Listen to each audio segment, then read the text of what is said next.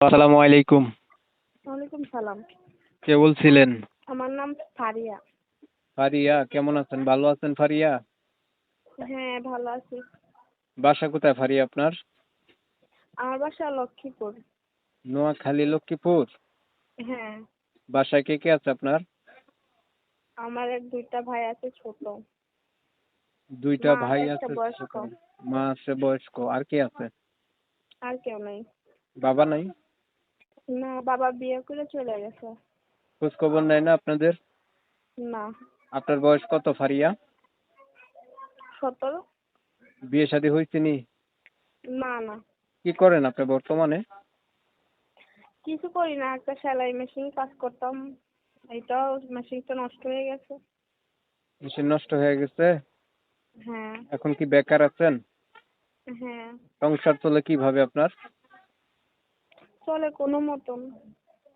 এই কোনো মানুষের মতনটা বাসায় কিভাবে? মানুষের বাসায় কাজ করি, দিন আনি দিন খাই। মানুষের বাসায় কাজ করেন? হুম। বিয়ে শাদী হয় নাই না? না। দর্শক শুনলেন ফারিয়ার কথাগুলো। উনি হচ্ছে নোয়াখালী লক্ষ্মীপুর জেলা থেকে বলছিল। ওনার নাম হচ্ছে ফারিয়া, বয়স 17 বা 18 হবে। ওনার এখনো বিয়ে শাদী হয় নাই। ওনার বাবা হচ্ছে আরেকটা বিয়ে করে চলে গেছে, ওনাদের খোঁজ খবর নেয় না। ওনার মা হচ্ছে বয়স্ক বেশি। তো উনি সেলাই মেশিনে কাজ করে সংসার চালাইতে ওনার মেশিনটাই নষ্ট হয়ে গেছে।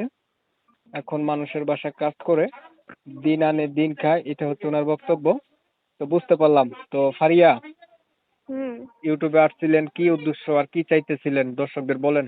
আমার দুইটা ছোট ভাই আছে, একটা 10 বছর, একটা 9 বছর। যদি হুম। কেউ আমাকে ভালোবাসে, আমাকে আপন করে নেয়, কেউ যদি কোনো বোন হিসেবে হোক বা ভালোবাসার মানুষ হিসেবে হোক সাহায্য করলে আমি খুশি হতাম। আর যদি কেউ বিয়ে শাদী করতে চায়? বিয়ে শাদী করতে চাইলে সমস্যা নেই। মানে যে আপনার পাশে দাঁড়াবে, সাহায্য সহযোগিতা করবে, যদি মনের সাথে মন মিলে যায় তাহলে হয়তো বিয়ে শাদী করবেনই তো। হ্যাঁ হ্যাঁ। আগে পরে কতবার করছিলেন ইউটিউব আপনি? না, আগের বার আমি একবারও করিনি। এই প্রথমবার কাটছেন? হ্যাঁ। আমার কাছে একটা ছবি পাঠানো হয়েছিল, ছবির মানুষটাকে। হ্যাঁ, এটা আমি। আপনি তো অনেক সুন্দর। তো আপনার সাথে দর্শকরা যোগাযোগ করবে কিভাবে? আমার মোবাইল নাম্বারে একটা। যে নাম্বারে কথা বলতেছি এটাতে ফোন দিলে আপনাকে পাবে সব সময়? হ্যাঁ হ্যাঁ, পাবে। আচ্ছা, তো এই নাম্বারে কোনো ইমো অথবা হোয়াটসঅ্যাপ খোলা আসেনি? না না, তো আমার কাছে গরিব মানুষ। হ্যাঁ, গরিব মানুষ। গরিব মানুষ আবার কি হোয়াটসঅ্যাপ চালাতে পারি? তো আমার কাছে যে ছবিটা পাঠাইলেন এটা কিভাবে পাঠাইলেন? এটা পাঠাইছি অন্য একটা নাম্বার দিয়ে। আরেকজনের ইমো দিয়ে পাঠাইছেন? হ্যাঁ।